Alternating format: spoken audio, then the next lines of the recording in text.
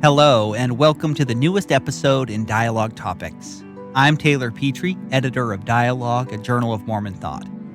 This season, we're talking about the history of LDS scholarship on specific themes, exploring a topic in depth, and to consider how Dialogue has been a forum for these important issues since its founding. We'll also bring you up to date on these topics with our more recent issues to discuss some of the current trends. All of our topic pages are curated to bring you comprehensive collections of annotated scholarship and may be found at dialoguejournal.com/topic pages, all one word, or navigate there from our homepage. You'll find amazing resources and research on tons of issues.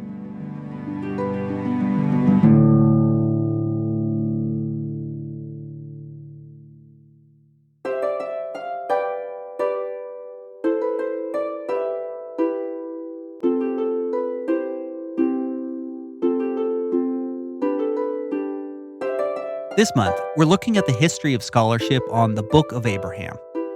And this is an exciting time in this field. The Joseph Smith Papers Project has published the manuscripts in critical edition. There are also a couple of new books, one by Terrell Givens with Brian Hogland, The Pearl of Greatest Price, and Dan Vogel, Book of Abraham Apologetics.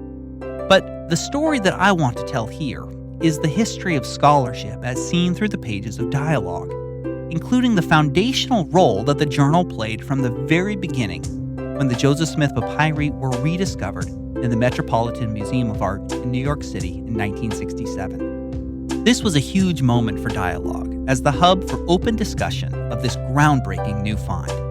Imagine if we found the gold plates and then had a chance to study them and translate them, and it turned out that they didn't say anything like what the Book of Mormon says. That's basically what happened with the Book of Abraham in the 1960s when the papyri were discovered. Since then, the question of the relationship of the Joseph Smith Book of Abraham to these ancient documents has been a source of intense debate and has been used as a wedge to mediate the authenticity of Joseph Smith's prophetic calling and translation abilities.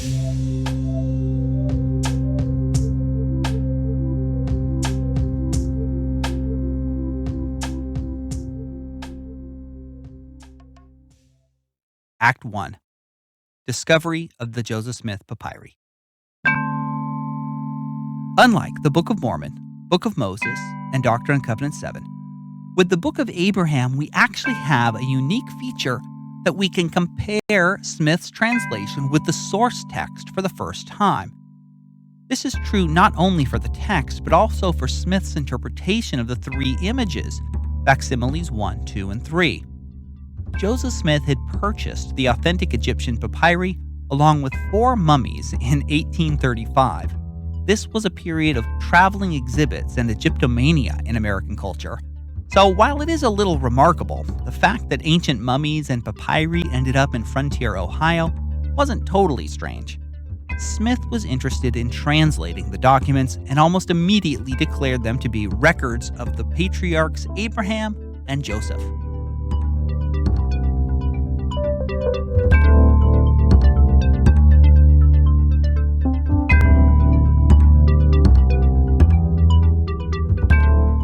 These original texts are the Joseph Smith papyri, and their discovery, or rediscovery, in 1966 sent shockwaves through the church and broader American culture. They'd been thought lost for over 100 years and were presumed destroyed in the Chicago fire in 1871. On November 27, 1967, the Metropolitan Museum of Art gave 11 Egyptian papyri fragments to the church that had once belonged to Joseph Smith, and even had his handwriting on the accompanying paper. They'd been acquired by the Met in 1947 and sat in the basement of the museum for decades, unaware of their significance. The winter 1967 issue of Dialogue was the first to cover the topic, and printed pictures of the documents with BYU studies just behind. This first issue also had exclusive interviews with Professor Aziz Atiya of the University of Utah, the non-Mormon professor who had discovered them by accident while doing other research. He recognized them immediately given his familiarity with the LDS texts and belief, and then Hugh Nibley from BYU was consulted to authenticate them. You can imagine that there may have been a lot of initial hope in some quarters that these would vindicate Smith's prophetic translation abilities. Others may have expected them to reveal that he was a fraud. In 1912, Egyptologists had already challenged Smith's translations of the facsimiles, so scholars were aware of potential problems, but it had also been mostly ignored by Latter day Saints. But the papyri changed all that. Right from the start, in the preliminary reports published in Dialogue, the documents were recognized as coming from the Egyptian Book of the Dead. They didn't have definite dates for them yet, but they knew that they were much later than the time period of Abraham. The summer 1968 issue followed up with the first translations of these documents based on the photos that the church had published in the Improvement era, as well as another that had been discovered in the church historian's office, and with a roundtable on the subject. Dialogue editors commissioned Egyptologists John Wilson of the University of Chicago and Richard Park of Brown University to produce the translations and initial analysis.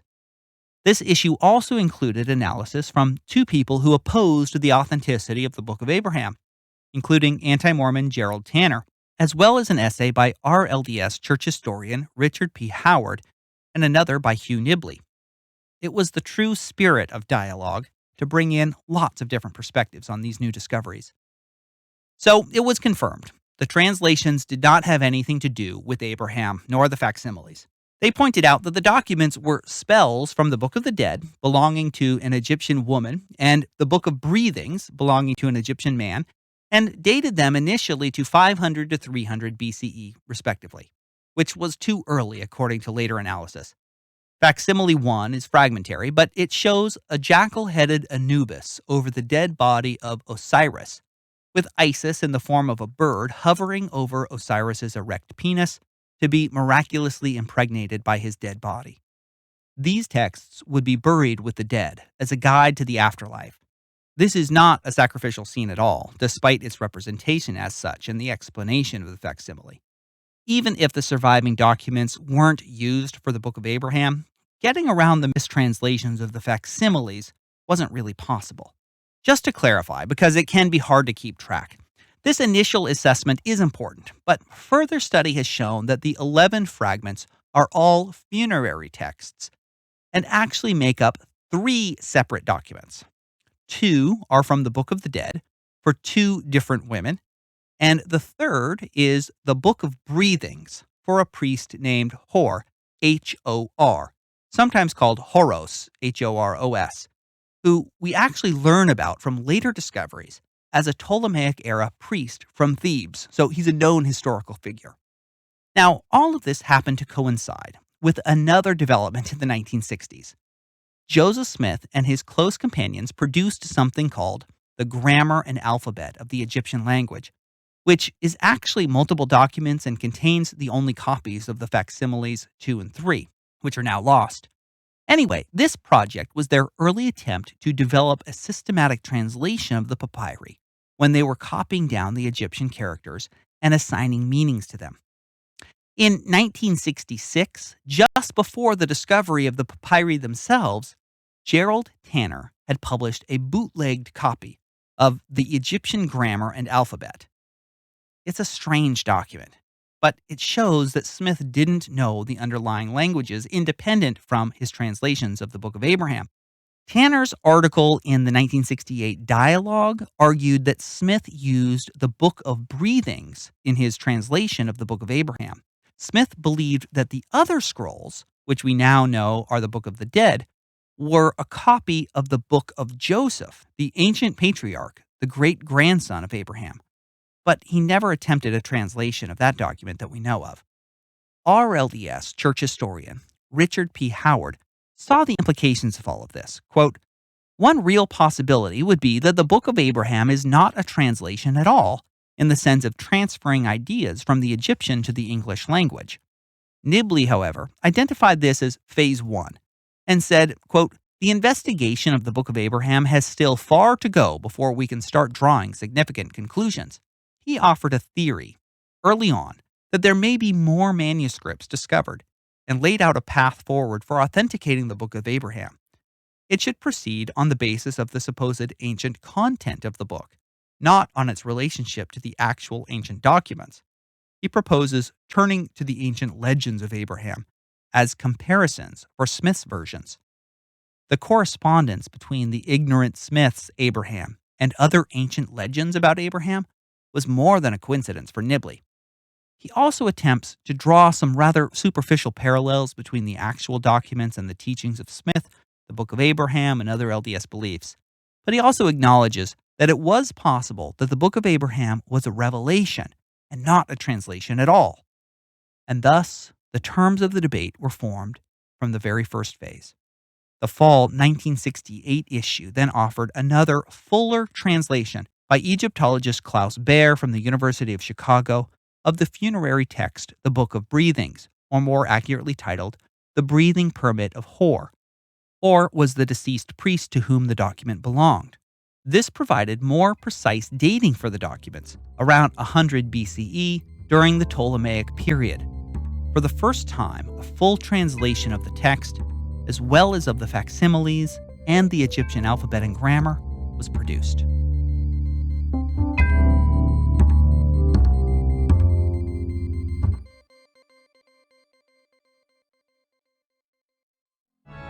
Beyond the Block, part of the Dialogue Podcast Network, is a weekly Come Follow Me podcast that centers the marginalized in Mormonism.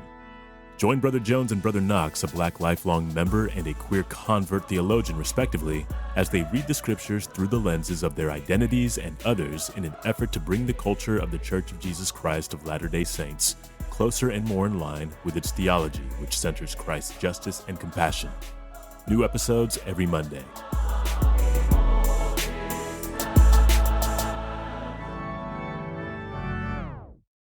Dialogue Podcast Network. Act 2. Interpretation.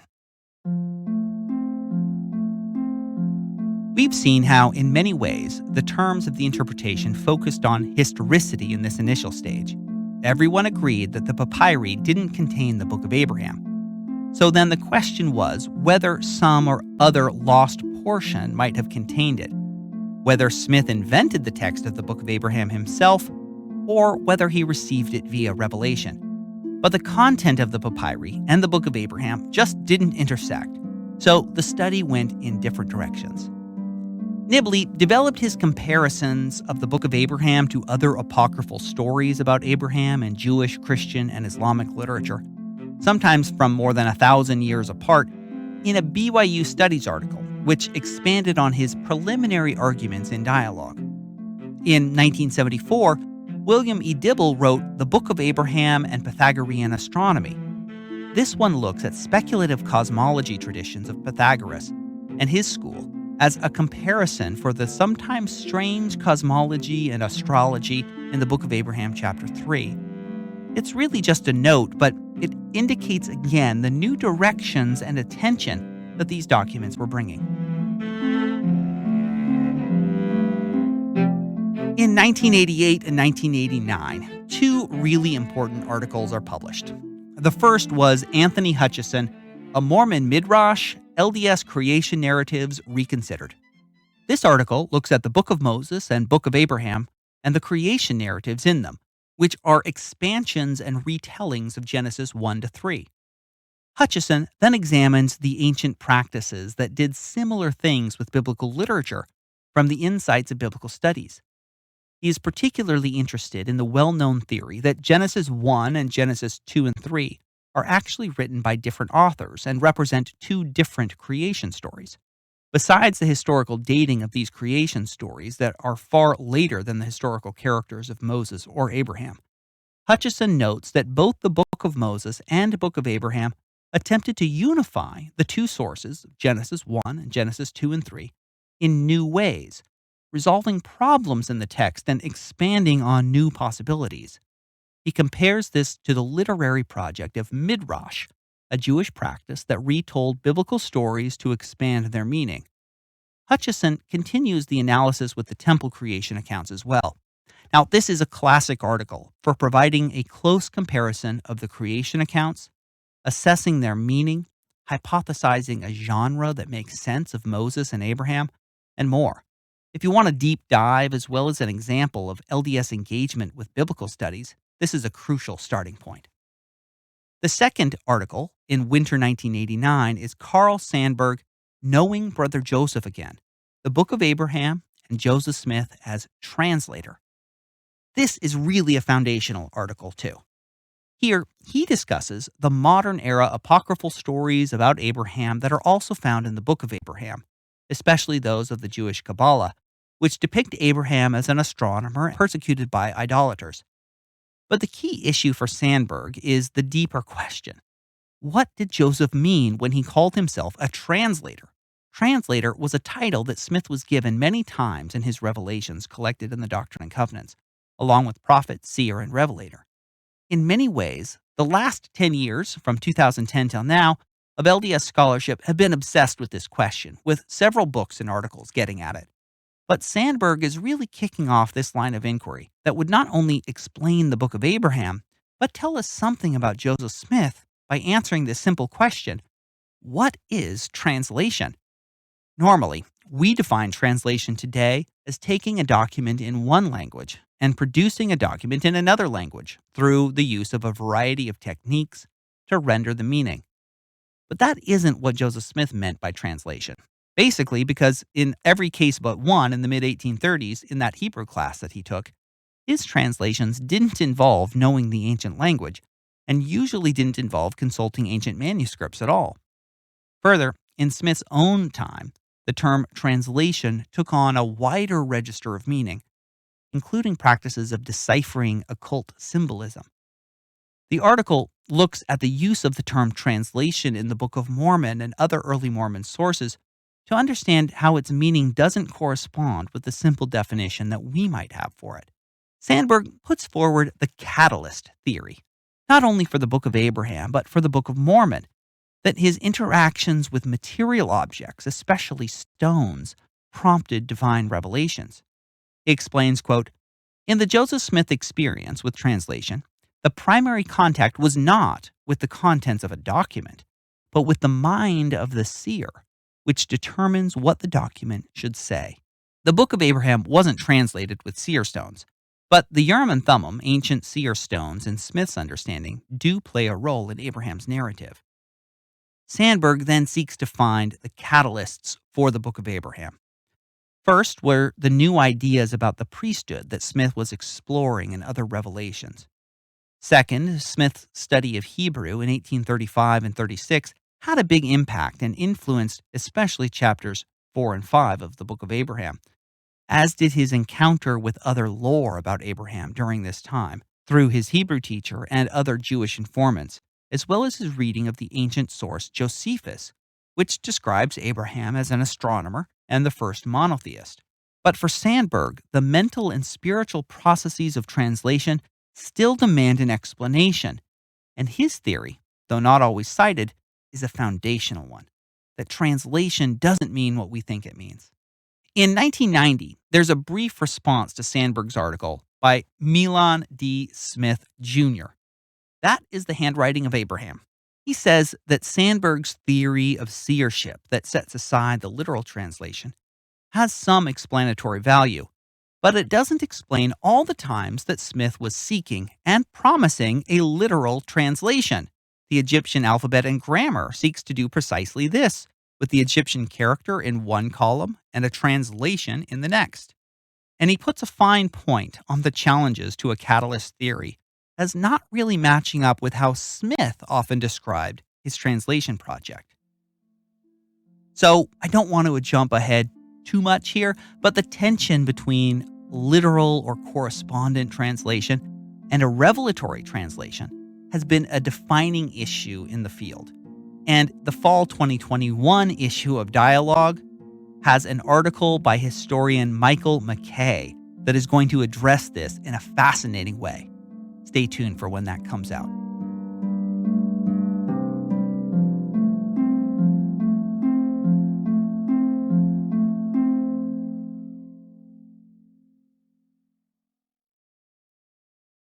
This is Linda Hoffman Kimball of the Dialogue Foundation Board. This is Aaron Brown. I am Chris Kimball. My name is Dalen Amasimaku, board member of the Dialogue Foundation. For nearly 2 centuries, the Mormon tradition has produced a proud corpus of thought and culture. For the last 50 years, Dialogue, a journal of Mormon thought, has been the primary repository for the best of that tradition. As individuals have attempted to find new ways to be both Mormon and modern, Dialogue has provided the arena in which these conversations could take place. Dialogue's board of directors has made the decision to make all of the journal's content free the moment it is published. While we are fortunate to be in a position to make this transition, we are asking for your help so we can continue to do so for the next 50 years. Traditional readers can still subscribe to our quarterly print journal, but we also have a new donation model that allows readers to pledge a particular amount per month to support Dialogue's mission. Go to dialoguejournal.com/subscribe to pass along the gift of Dialogue's deep, thoughtful analysis to a new generation of readers. Thank you. Thank you. Thank you. Thank you.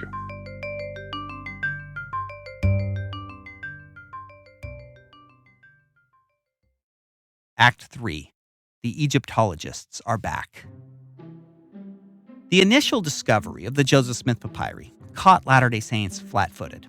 There was no one in the community who was a trained Egyptologist.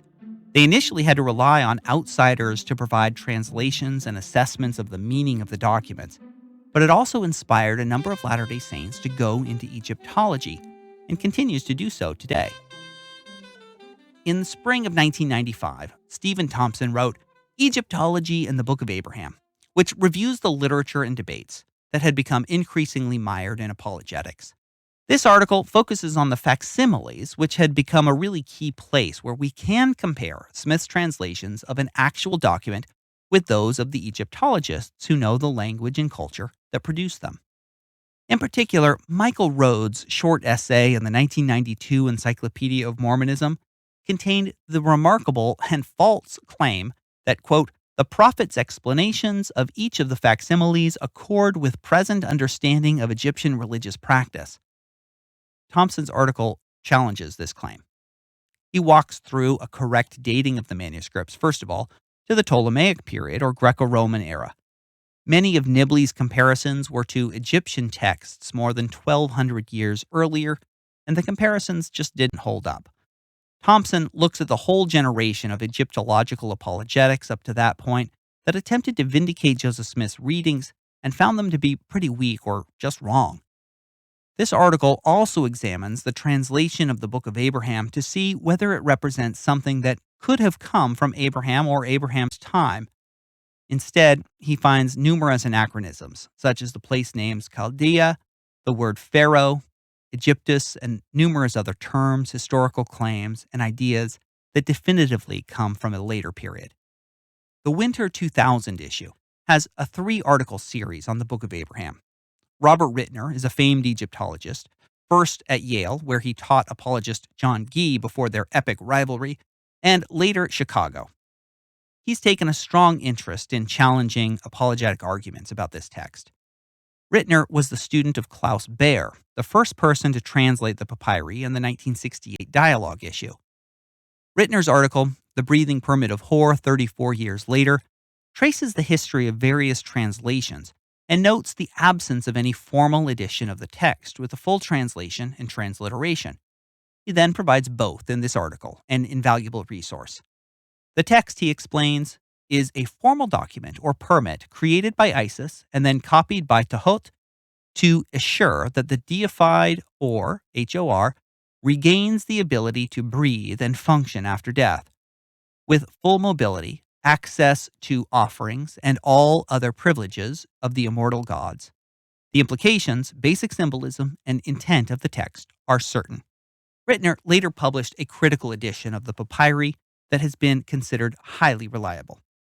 Edward Ashman's short article in this same issue, Joseph Smith's Identification of Abraham in Papyrus JS1, The Breathing Permit of Hor, further connects Joseph Smith's Egyptian alphabet and grammar to the Book of Abraham, showing how Smith, or someone close to him, chose specific Egyptian characters and assigned them the name Abraham, but none of these mean Abraham. The final article in this 3-part series is from Bradley Cook, The Book of Abraham and the Islamic Qisas an-Albiya, Tales of the Prophets, Extant Literature. This picks up on arguments that other apologists had been making that there were ancient parallels that Joseph Smith could not have known about between the Book of Abraham and other legends about Abraham. Cook's article adds Islamic legends to the discussion. Dating to the 800s and 900s CE in their earliest forms, these stories became quite popular. He dismisses the similarities of the Book of Abraham to ancient Jewish writings that Smith would have known, especially as it relates to Abraham's astronomical skill. Cook finds numerous parallels to the Islamic literature, which Smith could not have known. Finally, I want to turn to some recent articles that help to settle another debate about the Book of Abraham.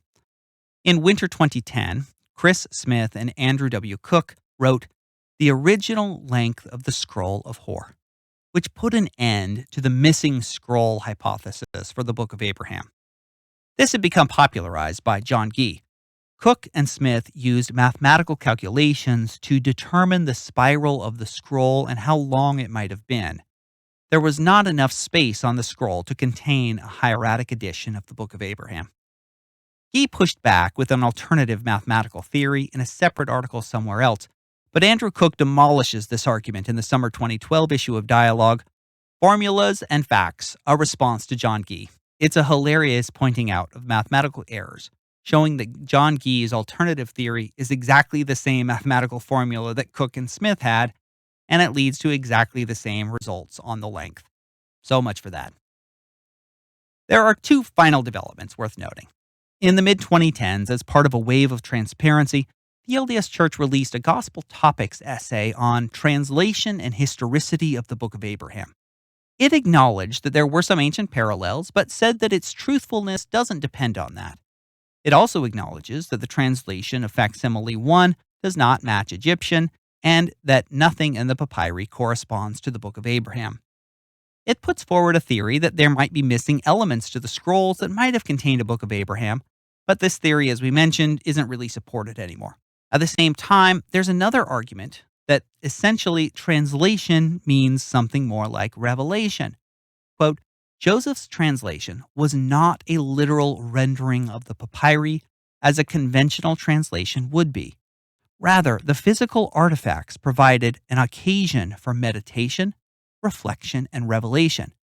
They catalyzed a process whereby God gave to Joseph Smith a revelation about the life of Abraham, even if that revelation did not directly correlate to the characters on the papyri.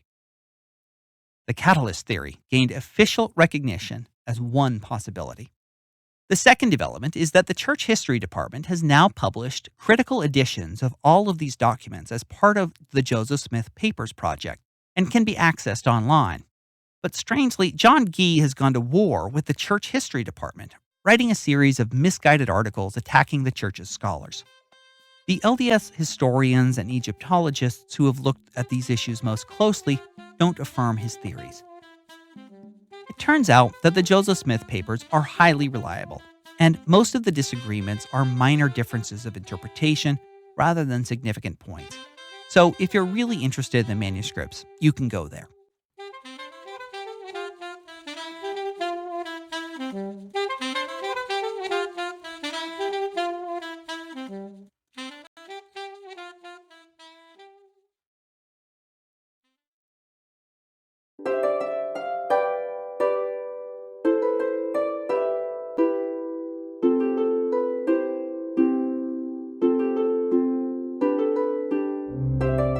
I learned a lot in preparing this episode.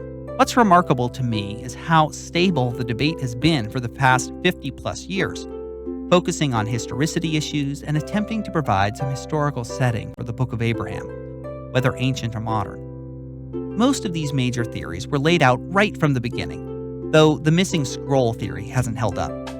Instead, we're left with the catalyst theory, that either produced a revelation of an authentically ancient Book of Abraham or a modern text of genuine religious value, or not. But what is missing has been a serious theological analysis, which we're beginning to see in some quarters, yet much more needs to be done. Hopefully new scholarship will emerge, and hopefully in the pages of Dialogue.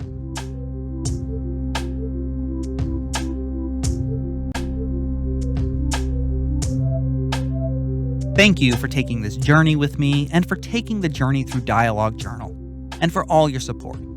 If you want to subscribe or donate to Dialogue, you can do so at dialoguejournal.com/subscribe. This episode was written by me, with editing and music by Daniel Foster Smith. Our content manager is Emily Jensen. Our social media managers are Adam McLean and Calvin Burke. The Dialogue Journal podcast is produced by the Dialogue Foundation, a registered 501c3, with support from Mary Thieves. This show is part of the Dialogue Podcast Network, a collective of independent, interesting podcasts who promote thoughtful, respectful, and engaging inquiry and discussion of all aspects of the LDS tradition, thought, and arts and culture. Like The Foyer, where one or more distinguished guests will join Dr. Patrick Mason, Leonard Arrington Chair of Mormon Studies at Utah State University, for a thoughtful but informal conversation about Mormon history and culture. The Foyer is one of the newest members of the network. Check out all the shows at dialoguejournal.com/podcast network. That's dialoguejournal.com/podcast network.